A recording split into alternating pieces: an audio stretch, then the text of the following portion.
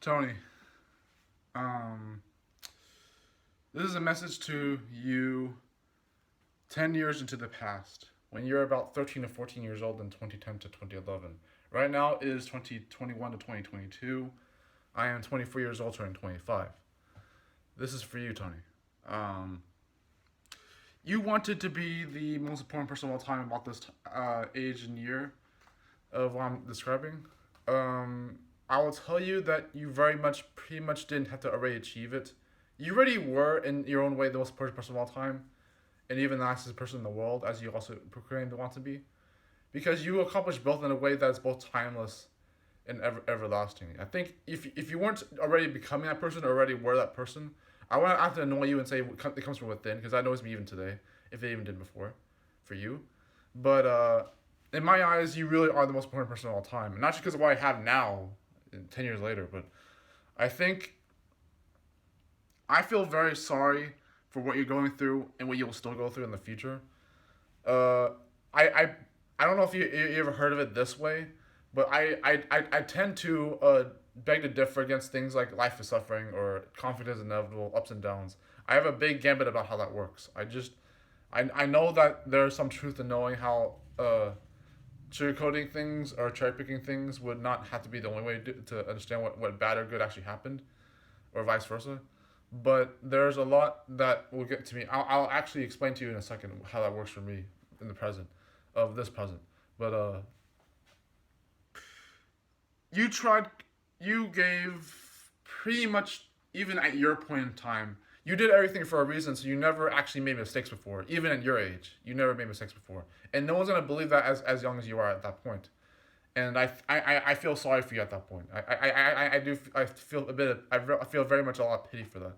Because it's just, like, no one is going to believe you at age 13 or 14 that you're doing everything for a reason and that you're not making any mistakes, and that you're very much well in tune with who you are, even if everyone thinks it's the exact opposite. And even if you think, they'll contradictively tell you in that point in 2011, 2010, that you shouldn't worry about what people think about you, but they'll still judge you. So, you know, like, it's weird, but, or that you should look from within, even though you're already good at doing that at that point. You're already good at introspection at that age. So, you know, your whole life you were insightful. At some point, your father will tell you to try out cartooning, and you'll find for yourself a bit of a favor for claymation. You're not going to start right away, but you're going to, like, already, not just because of the difficulties or even the unfortunates and troublings that happen at that time, but you're going to already be, like, considering other things. So you'll already be well occupied in school, preoccupied, even if it looks like you're doing the exact opposite. You're going to be pretty focused and organized in certain things, even though it looks like you're doing the exact opposite. Um, it's very interesting. I think it's like, I don't like the word interesting, and I don't think you did either, because there's a lot of hidden truths behind that stuff. You're very insightful and mysterious and deep. You always were, even to this point of 2021. You actually get it. You know that you're a genie in a bottle. That's not supposed to be an insult more than a compliment. Either way, at that point, you're a genie in a bottle who's going to pretty much be misunderstood by even people who already know what they're doing. And that includes people that I met at this point already. Like, I think some of the people that I met that already knew what they were doing and were omniscient in their own light compared to me. But, wherever you're calling fundamental context these days, because I'm calling it fundamental context these days, fundamental context and oral sustenance. You'll love those phrases. You're gonna love things like the words irony and significance and acknowledgement and contrary. You're gonna love some of those words because they're gonna be coming up pretty well often, fairly often. If I had to give examples, and yeah, you're bad at making examples, by the way, even now. You're bad at making examples because you don't want to say McDonald's or Donald Trump or League of Legends or anything like that right away. Audacity, OBS. You don't want to have to say specific things like that right away just to make a point. YouTube, whatever. You don't have to make specific examples. Ahead of time, whatever. Because you want to be so abstract and universal that you can make things evergreen in a way that can still be very much oddly specific and relatable. You can still be oddly specific with certain examples and still make them work in a very interdisciplinary, sustainable way. You actually have sustainable wisdom. If it's not just for being insightful and creative, and you won't trust creativity right away, not just for reasons that you'll have later on. You're not going to trust creativity right away because you're gonna already feel like there's something that you're being taken away from.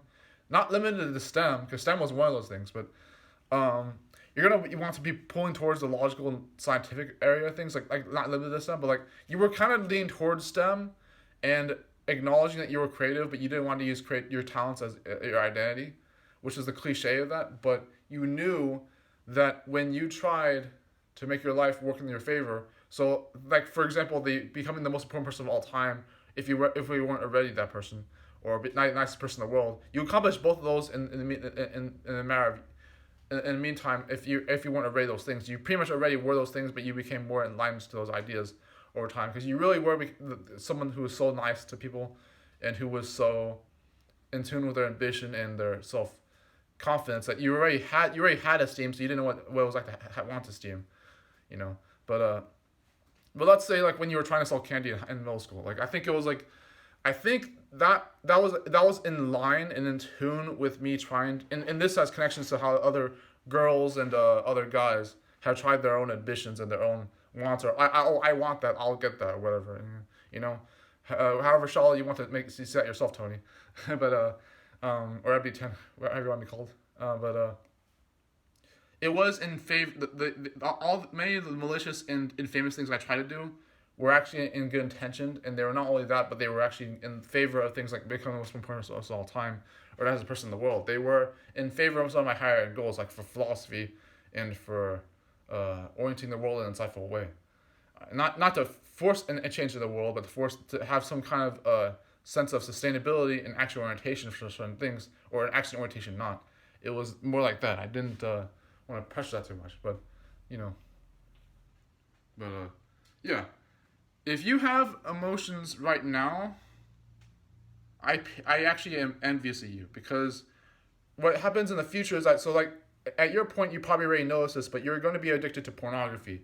You're going to be having something to do with a acronym known as PMO, which is known as porn masturbation orgasm.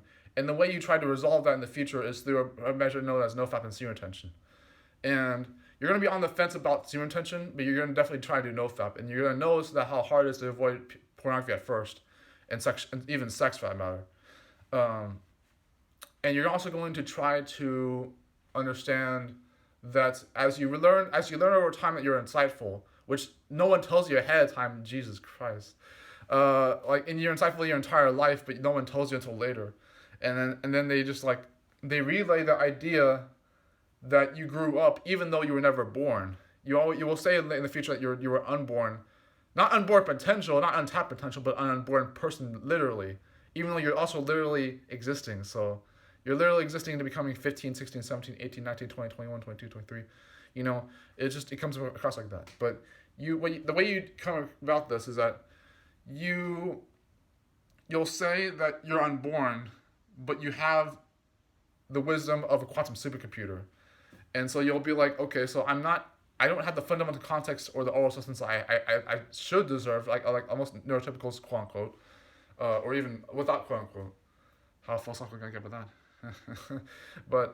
And you're gonna feel like you know that there's a childhood you could have had differently, not because of envy or bitterness or contempt or resentment, but because you know that there's something that's missing, that you usually know what's missing, and even if you don't, you know what's missing anyways. And it's like, and you're also good at noticing that people have a certain style. You call this pending to the aesthetic eventually, but like under fist.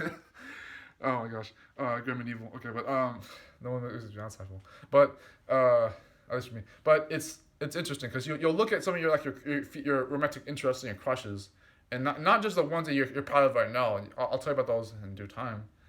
But some of the crushes you have in particular that you're proud of because you notice how they grew up, and you notice how they grew up even throughout your time, and it's like you'll be like, oh, they had a certain style, they had a certain old soul, they had a certain way of doing things that didn't have to be their treasure or trash or whatever, if even that's a cliche again. But you'll notice that and you'll be like, oh, that's actually a very good favorable thing that they went through that, even though they had their own crises, and then now they'll define that as ups and downs, and it'll still be like, well, do they have to take anything for granted? Because you particularly, Tony, you never feel guilty. Not just because you do everything for a reason, not just because you have no regrets, but you never feel guilt and you never feel shame. And people will tell you, oh, you don't have to be ashamed of that, Tony. Oh, you don't have to be you don't have to hide your emotions like most guys do. You don't have to um, worry what people think about you. It'll be the exact opposite for your case scenario because it will not actually be like that at all. You never actually felt shame. So a lot of what your tragedy will be is through confusion and misunderstanding. And it's like you're not so much from illiteracy or not being able to communicate properly because half the time you'll be so insightful, your essays will skyrocket ping pong throughout the charts. And the other half of the time people will think you don't have no idea what the hell you're saying. Even if you know what you're saying. But like sometimes that's been the case. But other times it's also been like that you don't have any clue what they're saying, but they can read you better than you can read yourself. And even if you really did know yourself better than other people did, they still know things that you don't about yourself. And so it's a very interesting debacle. But you know, I don't have to discuss that too much. Oh yeah, and people are gonna tell you that life is subjective or everything in life is subjective. You're gonna try to prove them wrong. You're gonna try to prove everyone wrong about things contrarily and so stubbornly. Interesting. That's a bit of a side, but here's the thing. So you get misunderstood and confused a lot of things, but you feel very strongly about a sense of disgust for things because there's a movie called Inside Out that comes out and you try to realize that so the character disgust like that green girl looks like a crosser from one of those books you read, Plant Girl whatever. But this character reminds you because you don't believe at first. You're like, oh well. I mean, you kind of already do because you believe everything because you're not necessarily because you're gullible, because you are a believer and you are a very not necessarily person who has the theoretical side. That's why you get into combinatorics later from calculus, but you're not even in calculus, but you use combinatorics as a insightful, underrated math that it could be doing things you don't realize. Power apps this, stop motion that, salesmanship this, but but you don't because what the thing with disgust is that you tend to think that that kind of emotion exists, but you didn't have to acknowledge it as much. And now you acknowledge it so well that you're like acknowledge it and significance whatever. You acknowledge it so well that you're like, oh, it's just it was a part of me and it was actually probably one of the deepest parts of me. But if it was, and see the thing is that I think I think lately I've convinced myself that disgust is one of my strongest emotions because even when almost my emotions are untapped through the ideals of PMO being really bad to my psyche, my mentality, my health, downgrade my life force and quality over the years. Unfortunately, when you are starting releasing all that, unfortunately, but ejaculating whatever, fornicating, yeah. But or pixels on screen, but pornography by the way, but like you'll have this like from the beginning of your life you have the intense emotion of joy and other things. People will believe that you have anger issues even though you actually don't really, and people will never believe you that you were depressed even though you were, and people if even not clinically, but particularly even with fear, I don't think even thanatophobia was actually a big of a deal for me, even if it really was for some reason. It probably was, but it wasn't that big of a deal even then. So, disgust, however, you get to the point of knowing that you notice that you are disgusted by people who are disgusted at you, and you're also disgusted at people that are disgusted about other things.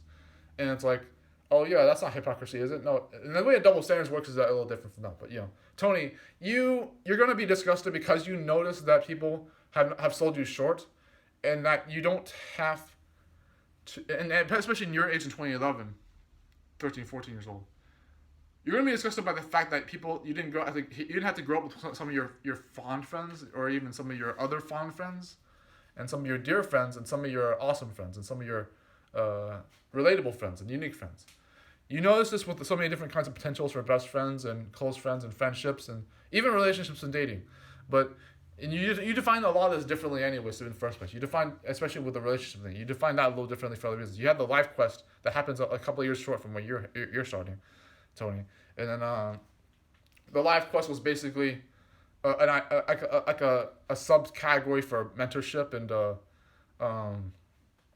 trying to make sure that you get to find out what is missing without feeling like you had to start from somewhere. Because universally speaking, we're not in a chase in life. We're already here or something like that. Whatever Matt DeVale or anything or Drew says.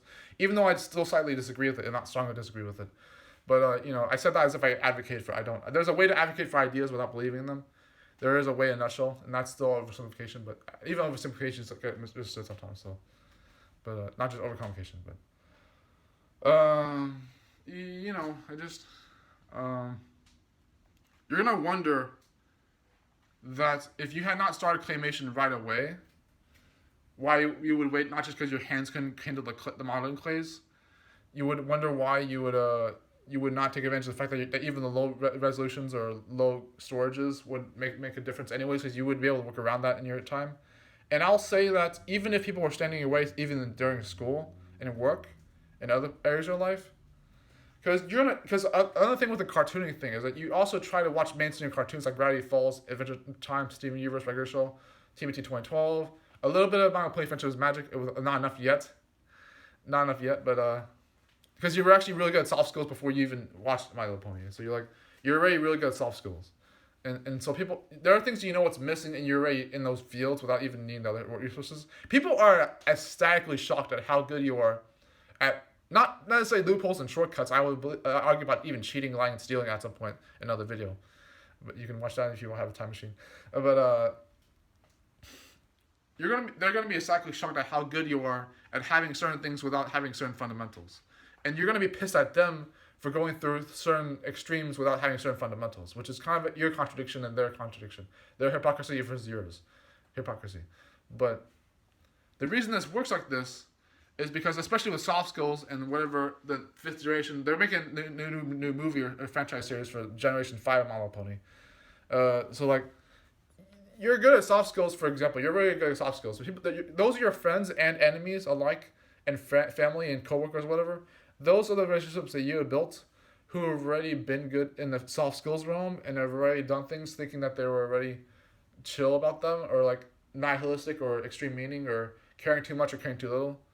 So the way this works is that when you care too much, you have your head will explode or some shit. And then when you care too little, you're not putting enough effort into things that do matter, even if they don't have to matter. And there's a big gambit about how that works also. But the soft skills area was more like you knew that there were simple things that were underrated, and that there were important things that were often overlooked. And you were very good at understanding this. You especially when you go with combinatorics or AQR, advanced quantitative reasoning, these kind of mathematical franchises that science and math or whatever. And even you knew this in a creative, in an artistic art animation way. How am I saying that differently? Cal Arts, whatever, Ivy League. But you're gonna notice this so well. You're gonna be like, oh, but they don't add up. They're just these people, they know that they want something, but they don't know what it is. And you know what it is, but you don't know what that would be wanting for. Sometimes. It'd be insightful sometimes. Maybe I'm just saying that more insightful than I even thought I could have. But, people are going to dismiss you and throw you off to the side. Both your friends and your enemies. They're going to dismiss you and throw you off to the side, thinking that they don't need your solution, even though you're insightful enough to give them a really good one, even if it's not sustainable. And even if it was sustainable, they don't have to use any anyways. But though some of your friends will love you the way you are, even if they still dismiss your insight, saying that there's not even insight can be debauched. And there's a reason why they say that. There's a reason why they say that you're the person that they can still dismiss from an insight that doesn't have to be as powerful, sustainable as they would imagine. But they will still love you anyways, and that's a pretty good lesson in itself. That's that you don't have to be important to be loved. It really is a good lesson to learn. Even if it's not worthwhile or fair, but it doesn't seem to be that far from the truth anyways, even if it's wrong. But it's just some of your friends and enemies will do that to you. They'll be they won't value you, but they'll still know that you're important, and vice versa. That is that they won't have to use your insight to love you as a friend, and so it's just a very interesting thing. Not even so much that compared to other rules from Temple Grandin or Jordan Pearson, the just because someone's nice to me doesn't mean they're my friend, or pick your damn sacrifice, and etc. You would actually pick your own sacrifice. By the way, you would notice that in 2019, and I think 2015. I think so, and then 2012, and then 2020. No, I don't know. Whatever. Some of those years particularly. We're coming back from 2008, 9, 10, 11, 12, 7, 6, 5, 4, 6, 1, whatever. But 1997, Tony would know the difference. Oh wait, he wasn't alive yet. He was just starting. I was born on the comet, by the way. I was born on the comet day, Mark Twain style. But you wouldn't know that because you're not even trying to focus on my past until you notice that it's been beautiful already. Well, you already did, by the point of your time, you already focus on the past, present, and future at the same time anyways, as I do now. But you do this in a very elegant way. You're like, from your point of view, before you become schizophrenic, sorry man, 2018, be prepared for that. Before you become cancer cultured in 2016, cult magician schizophrenic in 2018, so giving your butt to the universe in 2019, the coronavirus in 2020, and what's happening now in 2021, which is I don't know, you're gonna recover from PMO for once in your life, in 10 years, and I don't know how long you've been an addict right now, but you know, and also anarcho-capitalism or agorism or counter economics, whatever they call that shady politics group.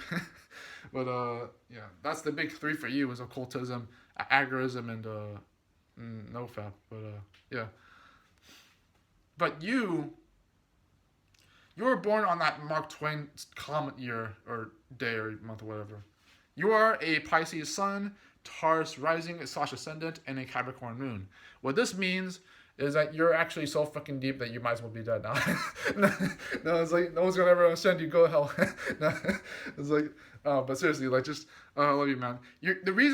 Particularly the reason you wanted to be the most personal person all time was to prevent yourself from committing suicide. But more than that, it was to actually see if you could make the most of the life that you had in a way that if you could control yourself with this form and soul, that you would give that a shot and that you would make the most of it even if it didn't have to be that way. And you already knew that, so people who misunderstand you from that, even the truly omniscient and sustainable people that you meet in your life, from walks of life, whatever, they will misunderstand that. Even if they knew you better than you knew yourself, they'll still understand that from you. So there's a big debacle with that. The people who say that life is subjective, or everything in life is subjective, they're not trying to dismiss the things that seem to be sustainable in life. Those same people will still say things through a scope of wisdom and experiences that they think are impermeating and factual. So when they say everything in life is subjective, and they still have impermeating facts and logic about things that can or cannot change, mandatory, forbidden, they're not hypocrites. They're just trying to address this in a way that they think actually works for their own life story or for everyone else's scope of wherever is going to. Oh, everyone's different. Not one size fits all. But at the same time, I grew up with a very shitty childhood. Not me particularly, but I'm saying this to mock them a little bit. Unfortunately, I'm sorry, but I grew up with a fortunate childhood, and yet I still think everything in life is subjective. No, but it's like, but really, maybe that was a little bit irrelevant to me, but you know. Okay, so about what you said in those two videos that you did 10 years ago. I know. I would have just shown my face in the first video, by the way. I would have probably just shown my face. Screw this head nod stuff. Oh my gosh. But I would have shown my face regardless. I wasn't that nervous about it. I wasn't even nervous about YouTube. My whole life, I don't even think I ever blushed once. I may have blushed in front of other people, but I was never so nervous I had to hide myself. I never hid from the world. I never had to shy away from being open and honest. Like, especially when I was like a baby, I actually was so open and honest, like without even needing to talk yet. And back and forth, like being silent type and then talking a diary of the mouth and then being a silent type again and being diary of the mouth. And so being like, not being able to talk early on to talking nonstop and then being an active listener and then being more expressive for hours on end.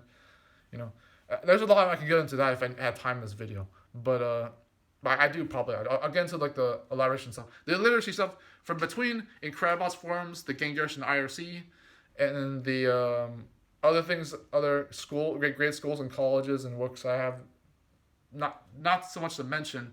This is the same point I'm trying to make right now, is that I don't have a filter. I need to make some of these things a secret at some point, even if I prefer to be passionate about doxing illegally, whatever that's supposed to be about. And you say that in age 24, and you're looking at your 13, 14 yourself telling this kind of advice, but it's just like, or wisdoms or experiences, the sustainable wisdom, you know. Tony, you have autism, by the way. You have bifunction autism. You already know that by like early years. Your father brilliantly bring this up. He won't tell you that you're autistic, but he'll teach you what it is, what it's about, and what it is, and how it's important. So he does it. He does something very insightful, probably because of inspiration from people like you, because you have been an insightful inspiration to him the entire time. And he'll never forget that. He will actually, he'll go out of his way to take a bullet for you, not just because he's your father, but because of the person that you are. And that it's actually a very beautiful thing. Like, he wishes that you would know that it's not just because you're his son, but because you're Tony Cashman, and it's like that's a very hard thing to describe in terms of someone who already loves you inherently, and still knows beyond even that scope how much of a blessing it is to have someone like you in the entire world. And it's just he can't express that to you because he's your father, but it's like, but not neither could your mother actually, if that matter. But the one who didn't judge you, and the non-judgmental, you probably get your non-judgmental part from your mother, but like you get the inspirational cartooning stuff, creativity, whatever, from your father. I was from that whatever that regard that was, whether they were actually creative or not. But I think they were creative and non-judgmental. I think they were inspirational, sincere, determined. You'll get your ambition and your drive and your aggression from your mother. You'll get your stillness and stillness and purpose from your father. But yeah, I just the reason you never shut up and the reason you don't make sense is because you have this idea that you love to swim in your own sea of words and that you love to be in a world of your own. The way that the world of your own works, not just in the autistic spectrum disorder kind of thing, mental health spectrum. I hate advocacy for mental health spectrum. There's a big controversy to me about that. I have controversies about both that and Autism Speaks, by the way. But Autism Speaks in the regard that I defend Autism Speaks. I defend electronic arts. I defend other organizations, institutions, not just based on Jordan Peterson's advice or ideals, but yeah. I even believe Jordan Peterson about the idea that women should get married and have children. But that sounds very vague and cliche, but there's a big gambit wide to that. I really do believe that many women who resist having marriages and children are selling themselves short, even if they don't have to do, even if they shouldn't have to do those things for a wise reason of not being irresponsible. I get that, but it's like I believe that myself anyways. That they should have marriages and children for